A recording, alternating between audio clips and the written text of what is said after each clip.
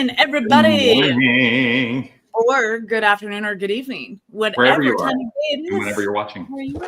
Wherever you're watching, whatever you're doing. Welcome. This is the RANT with Dr. Zenz and the Saint, and we're here to have a radically affirmative new thought. We're so blessed that you join us to have those new thoughts and all that new thinking. So thanks for being here. Let us know you're watching. There's lots of ways of letting us know you're watching. You can comment right over there, get engaged and participatory. And of course, if you're on Facebook, there's loves, there's likes, there's that share button. That's also so fun.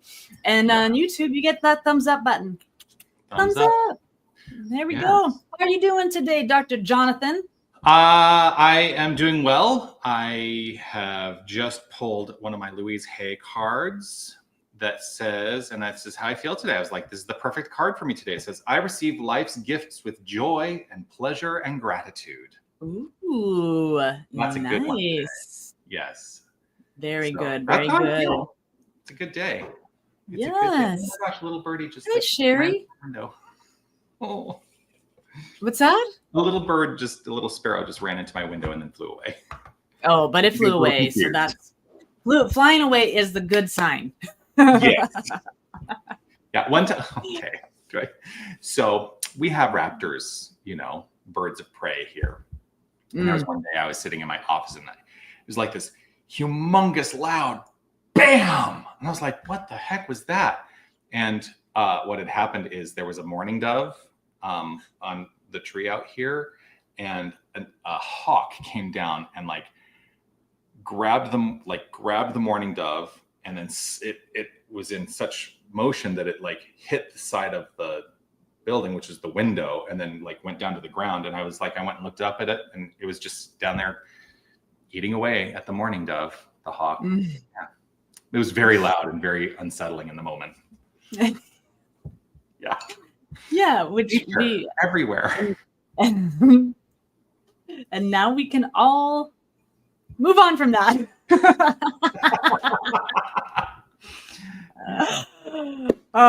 So if you are watching, I see there's some folks watching. In good ranty fashion, we have not chosen a topic today. So if you have a topic for us, what are you working on? What are you leaning into? What do you want to polish up? Let us know. What do you want a radically affirmative new thought about? I have an idea. That just came to me because we're in the new month, right? It's July. Oh, by the way, happy Canada Day, a day late. Thank you. Canada Day. Happy future in a few days. Happy 4th of July, Independence Day. Thank you. That's coming up. Yeah, but I chose a theme for us to explore at Unity of Tucson this month. The theme is interdependence. So maybe that's something that could launch us today. What does interdependence mean to you, Steph? From a new thought perspective. Interdependence. So, there's lots of words. Interconnected, codependent. So interdependence. That's interesting. We don't give. It's not a concept I have studied. Right. So for me, it is the balance in my interactions between complete independence, which means basically I don't rely on anybody else for any purpose, for anything, right? Yeah. And codependence, which means my good is certain, my good is completely reliant upon the whims of another person, right? So, and this comes from someone who has, codependent tendencies. I don't know if you know that about me. Yeah, right. And I had to really do the work to shift away from codependence. And sometimes I think when that happens is we swing so far to the alternative, which is independence. I'm in it for myself. I don't, there's no kind of, we don't feel like there's kind of any in between, but there is. It's interdependence, which is I have full capacity to express an individualized life, but I'm also in it with other people and to work with other people, not to bolster my good because my good only comes from within myself, but to be a contributor to the greater good of all that is and know that we're all in this together. Yeah.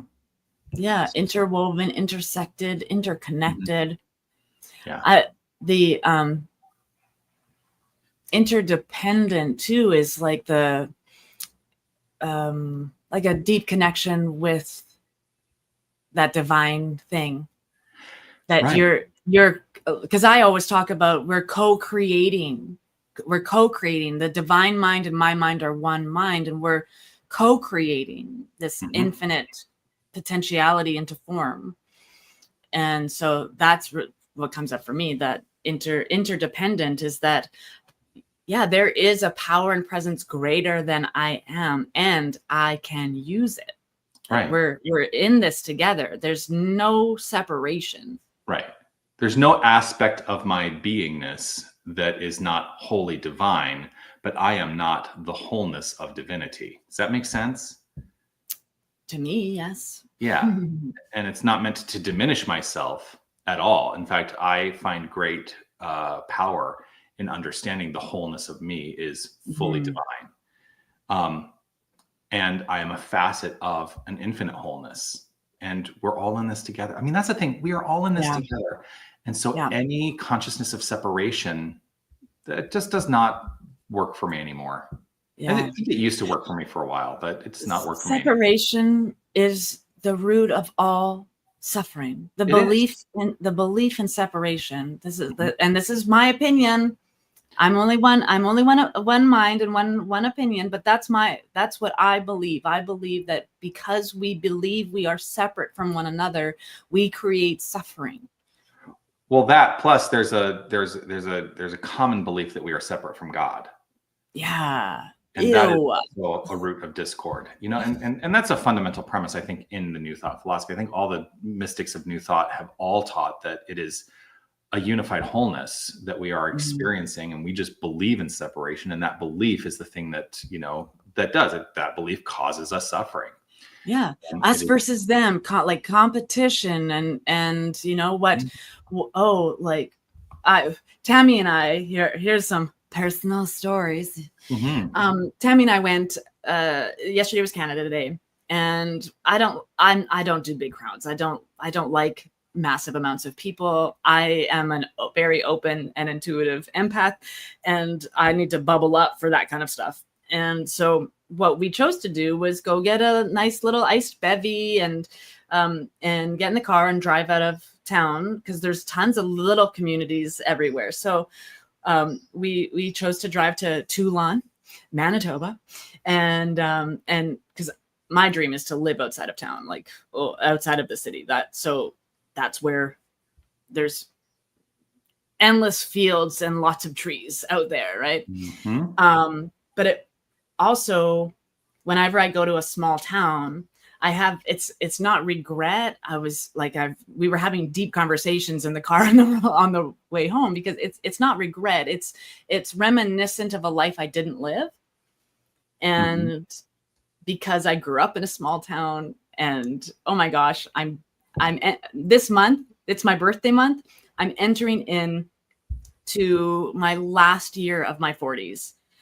And when I was 27, I had these, like, I'm supposed to be somewhere else. I'm supposed to be somebody else. I'm supposed to be further along in this thing called life by now. Where's my 2 kids and my house? And at 27, right? That's because that's the story that society has bought into, that is a normal progression. And so when I go to these small towns and I see like families with small kids entertaining their kids at a Canada Day event, I just get like this feeling of like a reminiscent of what I thought my life was going to be. And at the same time, it's like just a reminder of this is all happening. This, like, I go to these places, this is happening. And I didn't have to live this life, but joyfully, these people who are like enjoying this day, that's, they all get to live it. They all get to be it. They get to experience it. And I just had a different road. So interconnectedness of divine intelligence is that I'm living that life through them because we are one. Mm-hmm. I'm living all the lives I've ever wanted to live simultaneously because we are interconnected. Mm-hmm. We are one thing. Yeah. I've had this idea that I've worked with that since I was in my studies for my doctorate of consciousness studies, right? Since I was in that active educational pursuit, we're looking at all the, like, we were looking at all the theories and the theories by people who are looking at the intersection of quantum physics and spirituality. And, a lot of people who claim that, quantum physics is proving what, mystics of the ages have said, for eternity. And, is that true? I'm still on the fence a little bit, but there are some things that I've come to really deeply consider. And that is, if there is only one infinite quantum field, and that infinite quantum field is the potential for all things that are expressing in form, right? And what the catalyst is for what collapses that quantum field into actuality, into expression. There's a lot of talk about that. But that quantum field is not tied to time or space, because space is a construct of expression, right? So there's no time or space in the quantum at all. Yeah. At all. At all. So what exists is only the potentiality. And we, in our experience of life, are simply collapsing that wave into actuality, what we perceive as actuality, for this journey right here and right now. But what that means to me is this. Ready? If it is completely devoid of time, and we are all part of that infinite wholeness, that infinite quantum field, then every life that we have ever perceived to be, every life that we perceive is, and every life that we perceive is going to be, see, that's all tied to time, that all exists simultaneously in the potentiality right here and right now. And I can't language this in ways that are not, rooted in the language of time and space, because that's what we experience. Yeah. But what that means is, Steph, your experience of life is what I might perceive as a past life or a future life or a concurrent life for myself. When everybody says, oh, I've had this past life regression, first of all, I don't think it's a regression. I think it's an opening to an awareness of the infinite. And it's so frequently people are like, yes, and I was Cleopatra, or I was William Shakespeare. I'm like, well, the old me weren't we all? It was like, well, the old me would have said, well, no, we can't be that. We can't be that. I'm like, well, no, we were all Cleopatra, and we were all William Shakespeare, and we were all the people that no one knew about, and were never documented. Right? That is part of who we are. So I love this idea that we can experience what we will call past life regression, but it is simply opening to an awareness of the infinite and the journey that we're all on. I don't know what got me on that little tangent. I've heard a story similar to that, like explaining the a man is up in heaven, and they're gonna send him down like for another reincarnation. He's like, why do I have to? Because you haven't lived all the lives yet. You have to live all the lives. You have to experience all the experiences. That's why we're here. It also reminds me, like, everybody wants to be or everybody's Cleopatra or William Shakespeare.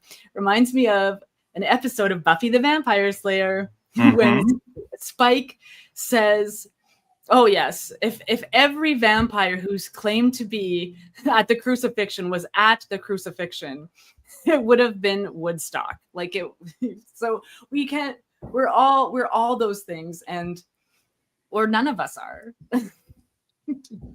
Right. Yeah, we've got some great comments here. Amy, your opinion is the opinion of thousands of years of Eastern philosophy. Mm-hmm. Awesome. You're speaking truth to my ears. Yes. Opening to the infinite as a new definition of past life regression. Love this. Yes. Opening to the infinite. Absolutely. Yeah. Because it's simply opening an awareness to not what was, but what is. Yeah. And awareness is everything. And we just perceive it on this plane of action in a linear time frame, right? But there is no time in the infinite. So, yeah.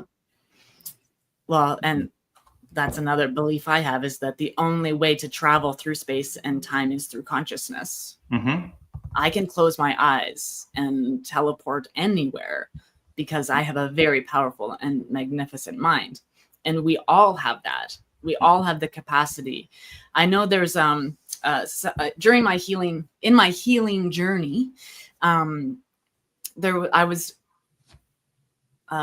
learning about kind of going back in time in my own mind and going back to situations that were hard, or that, installed a trigger or installed a button in me that other people can now press. Just going into that space in consciousness, in my mind. And I wasn't like going and changing the situation. I was, as a time traveler, going to the younger version of myself after that experience and having a conversation of love and support and forgiveness. And those situations that used to cause me so much pain now are just experiences that I have worked through. And I changed my whole history because I could change how I perceive that past experience. Mm-hmm. So fascinating, because the other side of this for me is that is what has made what I will refer to as my compassionate heart even more resilient. Because here's the way I also look at it. If I am part of the infinite wholeness, and we're all interconnected in that infinite wholeness, because there can be no separation, and let's just say your life is my life is your life. Just the awareness of this particular set of circumstances right now is what I perceive as my life, separate from, even though it's not. But it also opens up a greater resiliency in my compassionate nature, because I also have to accept then that any way that someone is being harmed or is in the state of suffering, that is my harm and my suffering as well. And so what is mine to do to alleviate harm and suffering in this world, in this experience? And I see a lot of harm being done to many people all over the world right now. And it really is a call in my own heart to say, what is mine to do in this? And, it doesn't have to look like what people think it should look like. It may not look like me going out and, being on the streets and holding a sign and protesting and, but what is possible for me to do to minimize the ill effects that people are experiencing on this plane of action, and perhaps even beyond, because I don't know what's beyond. I mean, I don't right now have an active awareness of what's beyond, although I have an active awareness that something is beyond, if that makes sense. Right. Yeah. And awareness is everything. Like, I have silly thoughts. Yesterday, I was reading that there's like forest fires and things happening in Europe right now, and 50,000 people are displaced due to fires. And Manitoba, things are cooling off here. People are able to go home. Fires are under control. But I had this thought yesterday. I'm like, oh, right. The other side of the world also has things like forest fires, because they also have trees, and they also have heat and lightning. And it was just like this, it made me laugh. Like, is that the first time I had that thought that, Spain has trees that and forests that might go on fire. Like, is that my first time being aware of a country on the other side of the world that has the same kind of experience that we're having right now? Yeah. When they open their windows, just like I open my window and can smell smoke. Mm-hmm. It's present. You know, you kind of bring up a point too, which is important in my heart. And that is, you know, the call that I think the call that I would make to anyone is to really explore and experience more of the world than you think you know. Because I think that is also a way that we will heal humanity. Mm-hmm. You know, you mentioned Spain, because like I hear like there are trees in Spain. I'm like, yeah, there are lots of trees in Spain. I walked through a lot of trees in Spain, like when I walked, you know, and I was like, oh, what heartbreak it would be if like those were areas that were ravaged by fire right now. Like how devastating that would be in my own heart. Because, you know, I think about like, I actually had this thought last night. It was like, when I make my transition and this physical form is left, and I've let it be known to the people that, you know, that are important to me, that I want to have my remains cremated. And like, what would I want to have done with those cremains? I'm like, right now, I would want somebody to walk the Camino and leave me all along the Camino. That's how important that experience was for me, and will continue to be probably for the rest of my experience, my awareness experience on this plane of action, this timeline. That's really important. The idea that we, you know, care for one another and have experiences. That experience opened me up in so many ways that I was not ready for. So go out and experience the world. Live the life you are meant to live. Live. And it doesn't mean you have to do a 500-mile pilgrimage across Spain, but go do something. Yeah. Mm-hmm. I too will be cremated, and I have learned that I can become a tree. Yeah. So that's my plan. I'm going to be a tree. So 80 years from now, some kid will be like, that's a mighty nice tree. I'm going to sit under it. Yeah. And I'll be like, hello, little mind. Hello. Yes. Let's talk about divine intelligence. Look at my leaves. See how they have the wherewithal to release and let go. Mm-hmm. As seasons come and seasons go. Seasons come, you know? Seasons go, yeah. People who will sit in my shade will be great poets. There's a phenomenon that's happening outside my office window. So I've been in this position. I've been serving here as senior minister for over 5 years now. And, you know, I've shown pictures of what's outside my window. It's, you know, basically a big old landscape in the mountains and the trees and everything. It's like, it's beautiful. And usually I see rabbits. I see all kinds of wildlife, from rabbits and quail and, you know, the occasional bobcat and coyotes and everything. But this year, all of a sudden, I've started seeing a lot of chipmunks, which I don't recall seeing in years past. You know, I just say that because one just like went past, and I was like, I saw a chipmunk when I was there. Yeah, but it's like, I'm not like, this is the first year that I've seen the chipmunks. Like, so they've kind of moved in. They're like, you know what? I'm done with the cold. I'm moving to Tucson, Arizona. Mm-hmm. Yeah. We had a haboob 2 days ago. You had a what? It's a funny word, a haboob. A haboob. Oh. Yes. It's a rolling dust storm. Oh. Yeah. That is a weird word for a rolling dust storm. Yeah, but you can go find video of haboobs, and it's like literally like you can watch like the whole, like all the big old dust thing like roll over the city.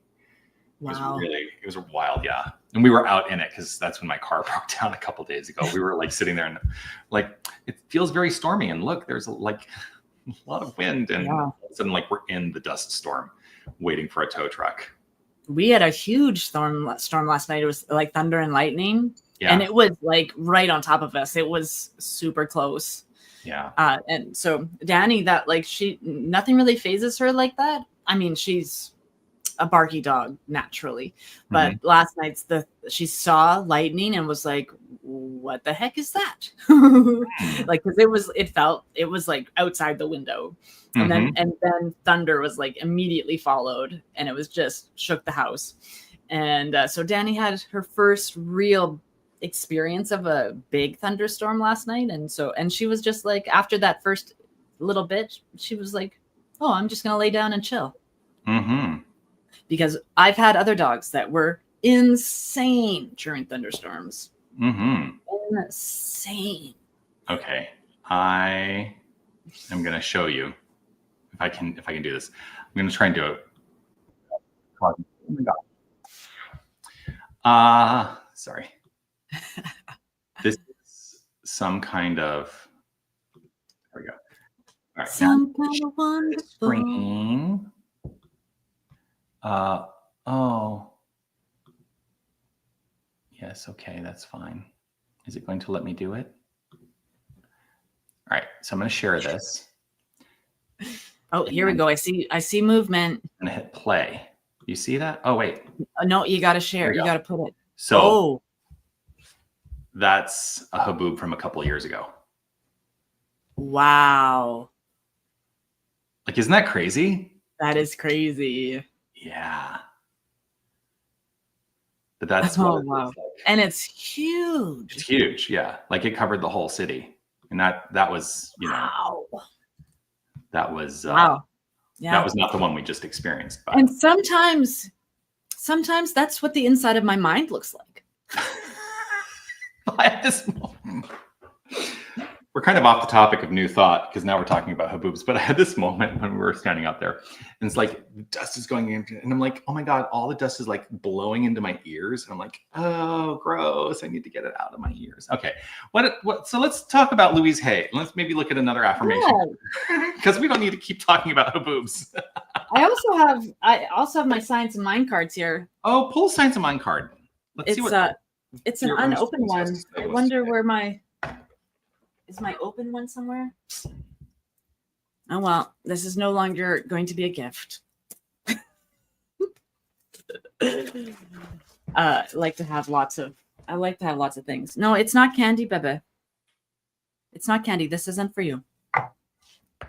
Okay, an unopened box. What's it gonna say?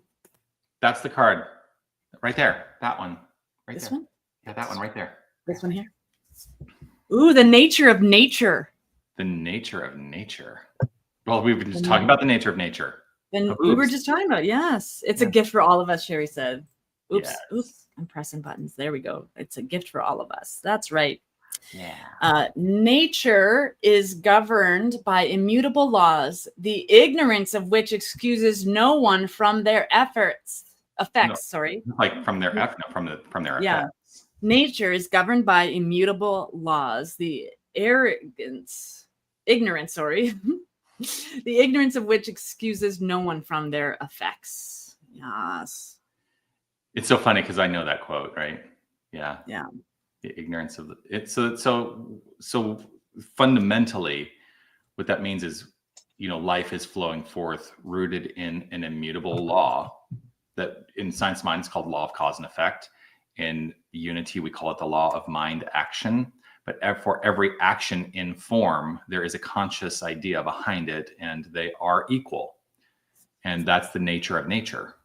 And so that actually is a statement of adopting a powerful mindset, because we actually have the capacity to make choices that address that law. I mean, it's a fundamental teaching of the creative process, and it's what empowers us in the expression of our lives. But we can either pay attention to it and actively engage it, or we can not pay attention to it and let it, run willy-nilly based on, all the thoughts and the beliefs and the feelings that we have that maybe not so beneficial to our experience of life. But it is excusing no one from the effects.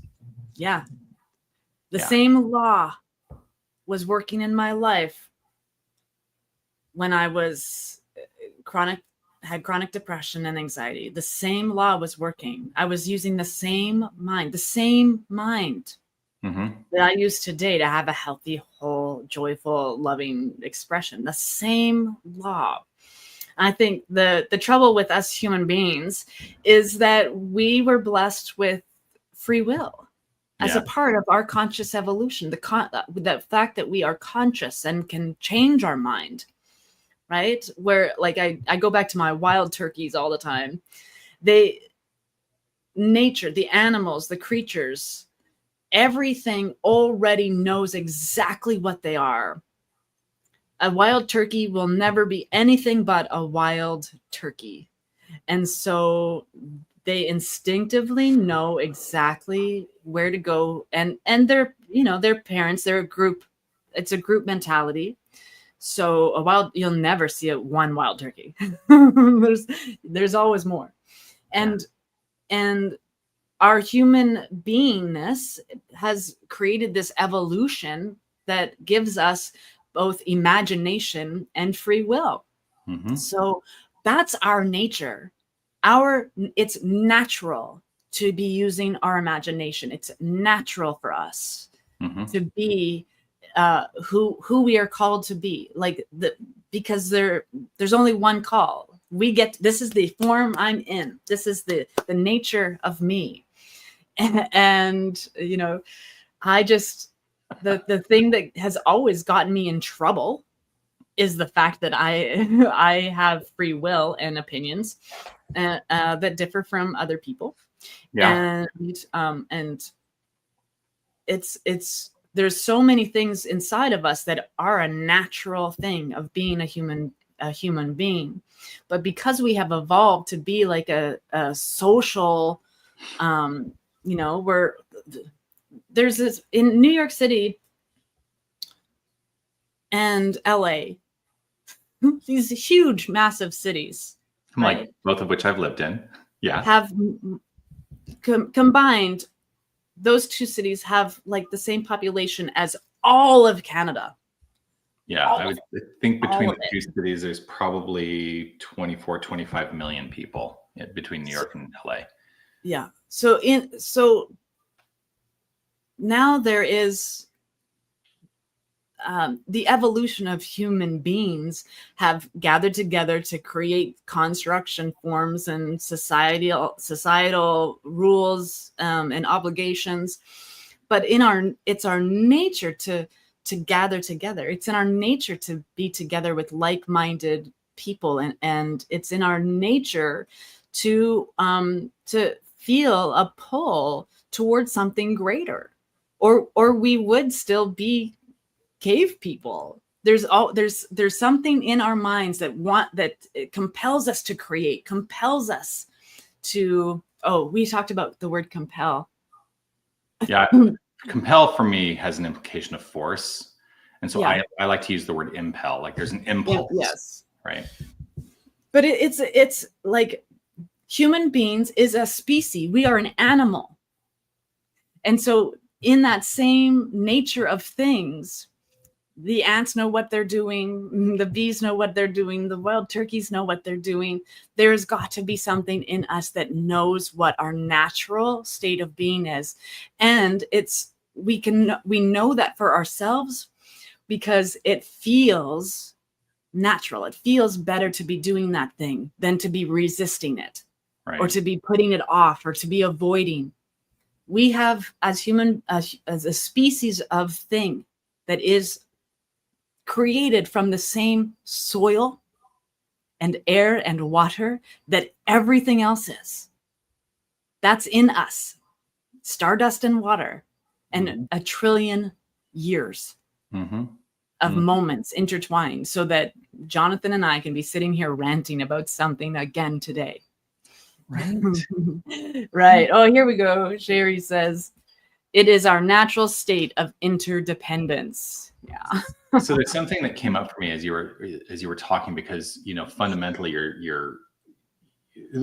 so one of the things that we tend to do in New Thought is we differentiate the human experience from other experiences of the animal kingdom by making assumptions that I don't necessarily agree with, that we are human beings are endowed with the capacity to make reasoned choices.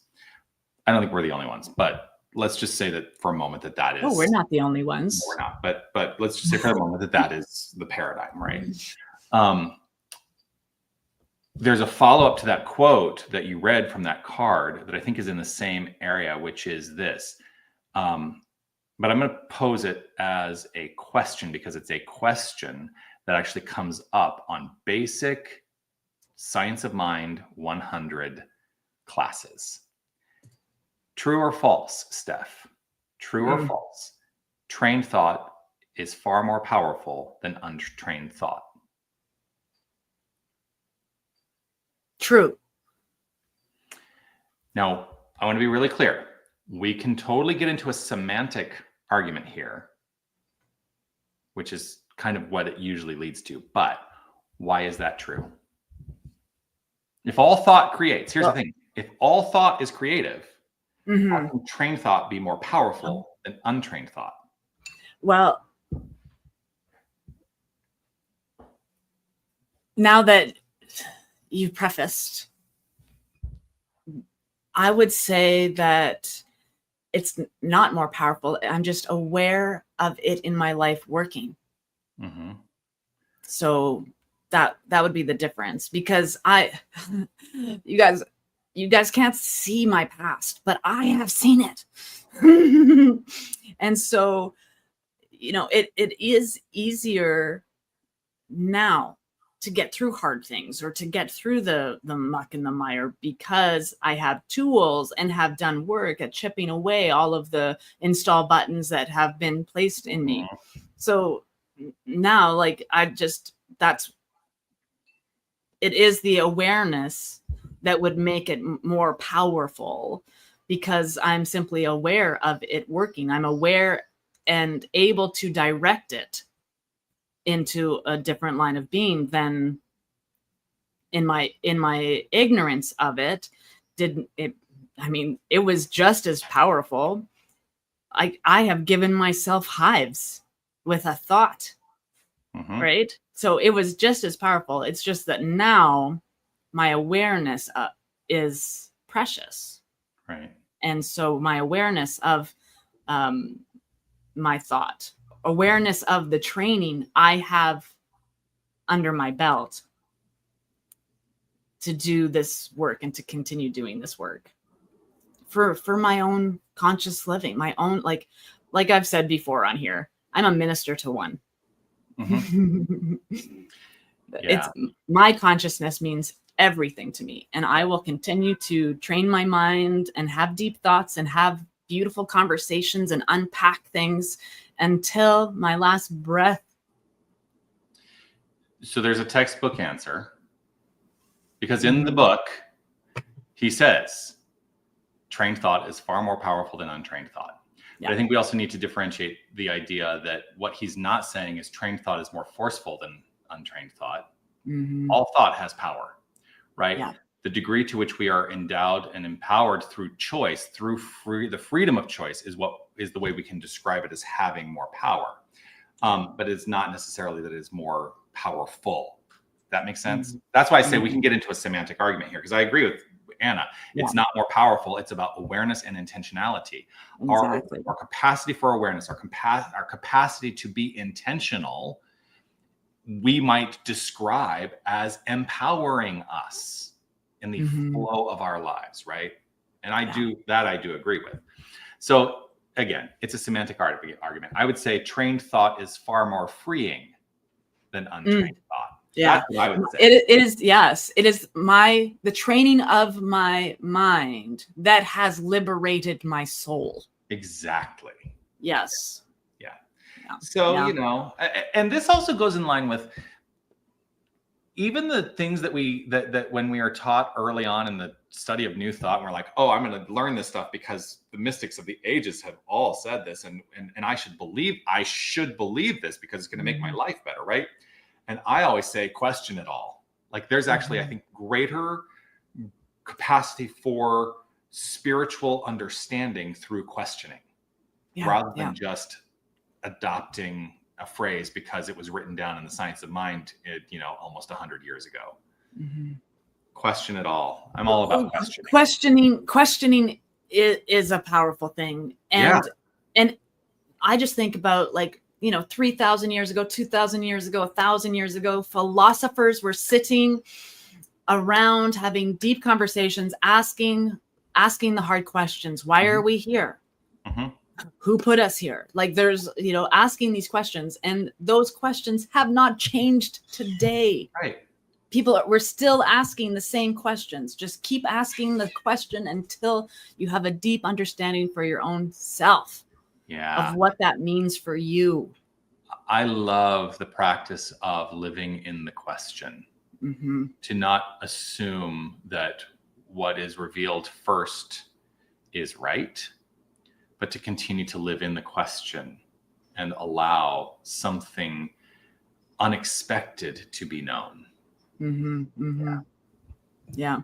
Lately people will ask me something. I'm like, I don't know. And that's not something I need to know about. That's you're asking the wrong person. If you need to know that, ask yourself.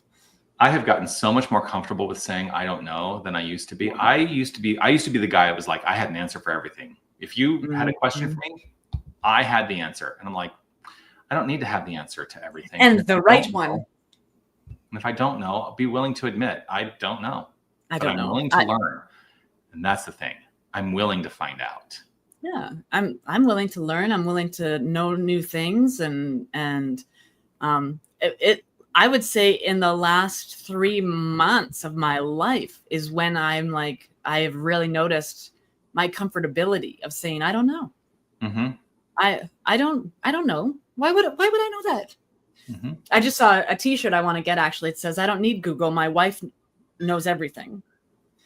I was like, oh, I need that. I need that shirt. That's awesome. So yeah. Make sure you're asking the right person. And the right person is probably yourself first. If it's a spiritual question, ask yourself first. Yeah. How do I feel about that? What do I think about that? And be willing to take the time it takes to allow the answer, right? Yeah. Yeah, I think sometimes we get into this, I'm asking myself the question, but I'm not, it's not coming to me right away. Well, first of all, that resistance and challenge, that's going to, withhold, I think, a lot of the potential for flow. That's just my belief. But be willing to sit in contemplation of the question and see what unfolds. I mean, isn't that what the practice is for many mystics? Not just assume that what comes first is right, but to allow the exploration. Yeah. Allow for there to be more than one option. I know I used to be a very big stick in the mud. If this was my option and opinion, I would cement that in nice and pack it in nice and good. So that anyone who questioned that would just bounce off. And now it's like, oh my gosh, I want other people to think those answers. I want other people to be bring me your thoughts and share your ideas instead of me having to come up and do everything. And, because I have been that person for others, oh, Steph will do it. Steph knows the answer. Steph. And it's like, well, I am not doing my job because I am supposed to be teaching self-reliance. Right. Self-reliance, y'all.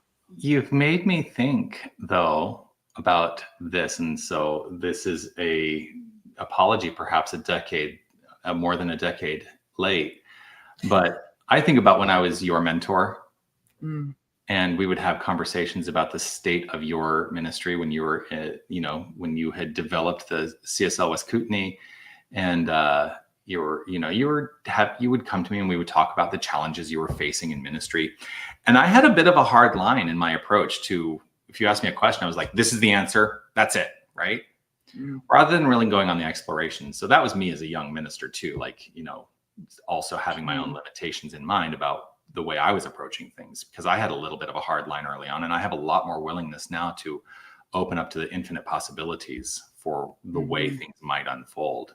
So that is my way of saying I am sorry for the way I was such a hardline person with you back in the day. And I'm grateful. No worries. We were doing the best we could do. Right. And I'm grateful to see the way that you have blossomed and grown in your ministry. And what a wonderful thing it is to have witnessed it over these years. Aw, thanks. That's so sweet. Yeah, I love, and a part of that philosophy now for me is that, my mantra is love first, ask questions later. So no matter, we're questioning, but like, let's get to the place of love or compassion or whatever it is we're needing. Let's show up with love first. And then the questions won't seem so pokey and hard.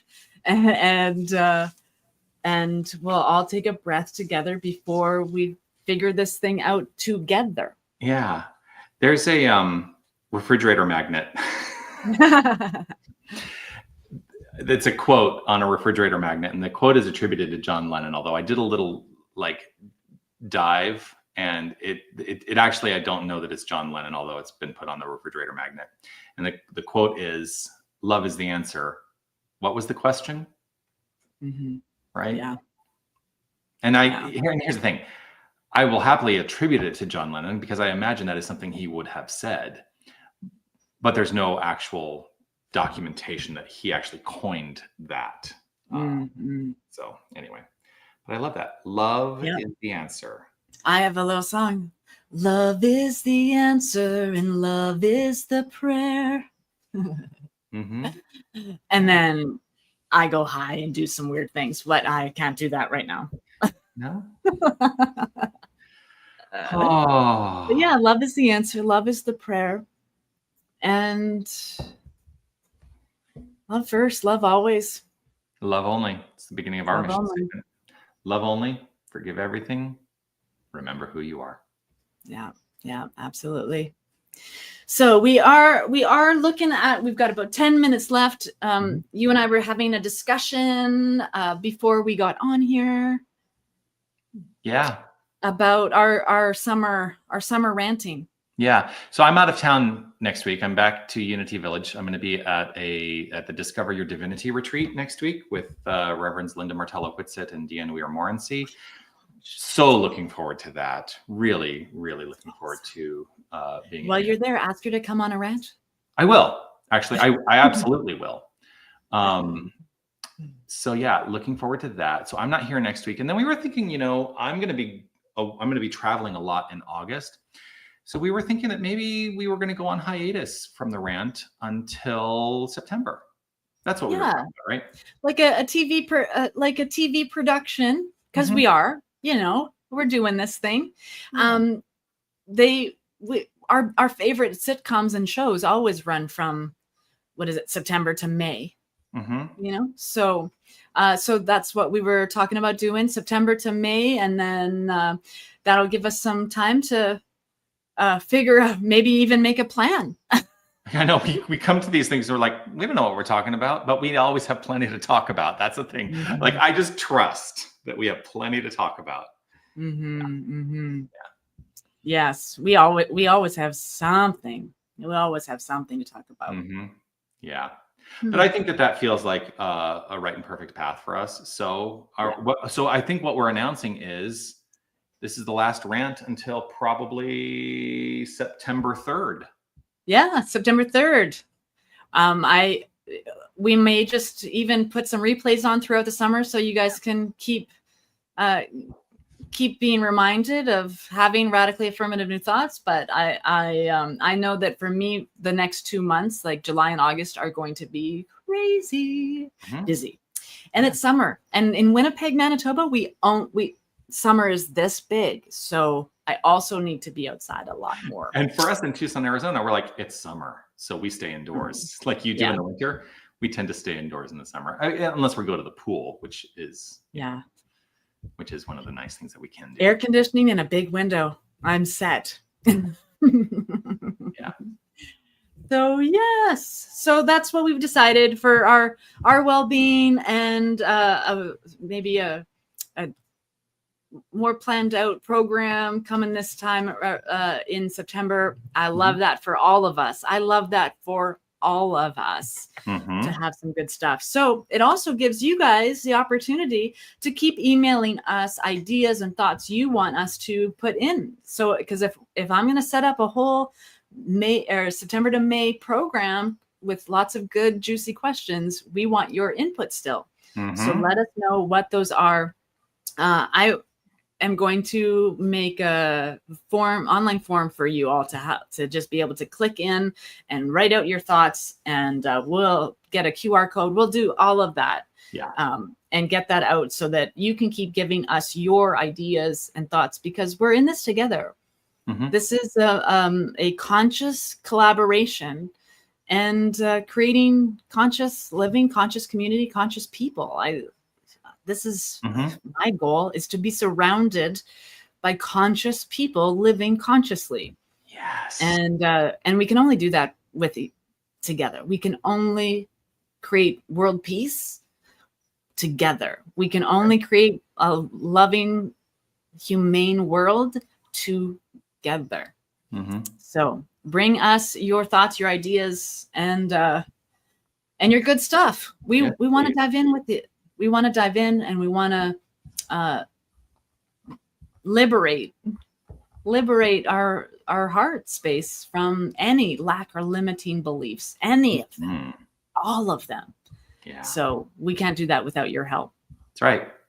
So we seek your input. Yep. Yeah. Absolutely. That sounds like a good plan. I'm good with that plan. I'm great with that plan. So yes. Yes. Kudos on a great plan of love. Thank you.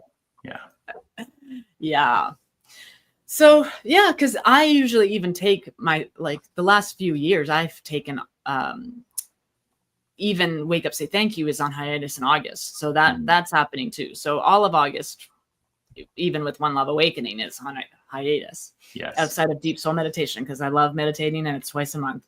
Yeah. So that keeps going, but everything else goes on hiatus. So it makes sense for this as well. Right. Yeah. And in August, I'll actually be not too far away from you for a little while, because, that's when my husband and I head up to Thunder Bay, his hometown, Thunder Bay, Ontario, which is only about an 8-hour drive from you. It is only an 8-hour drive. Don't think we're going to make it to Winnipeg, though. Sorry. Kind of not in our plan right now. That's okay. But you never know. You never know. Hey, let's take a trip. Well, I know that my future plan involves an acreage with tiny homes on it for all of the people who want to come and chill out. So that's down the road someday. Steffi's retirement spiritual retreat center. Okay. Sounds good to me. So yeah. Count me in. Yeah. Awesome. Okay, everybody. So all right, that we did just spring that on you, but there's ways. If you're in Tucson area, I know there's lots of ways that you can connect with Dr. Jonathan. One Love's online, so lots of ways to connect with us. Yeah. I do want to let you know, if you're in Tucson, we actually have at 6:30 tonight here at Unity of Tucson. It's an in-person experience. We're going to have some sound healing led by Dee Brady, and come relax, meditate with me, because I will be there and I'm looking forward to it. Yeah. Awesome. That's great. Nothing going on over here. Nothing. There's lots going on over there. You are radiating light. That's all. I am. Yeah. Today, there will be meditating, and there will be prayerfulness, and there will be joy and play and gardening. Who knows the possibilities that are yet to unfold before me. And so it is. Yeah. So, okay, everybody, we love you so very much. We're so grateful for your presence, and we'll see you back in September with an amazing and awesome program of great radically affirmative new thoughts. Yeah. Yes. Bye, everybody. Bye, everybody. Lots of love. Be awesome.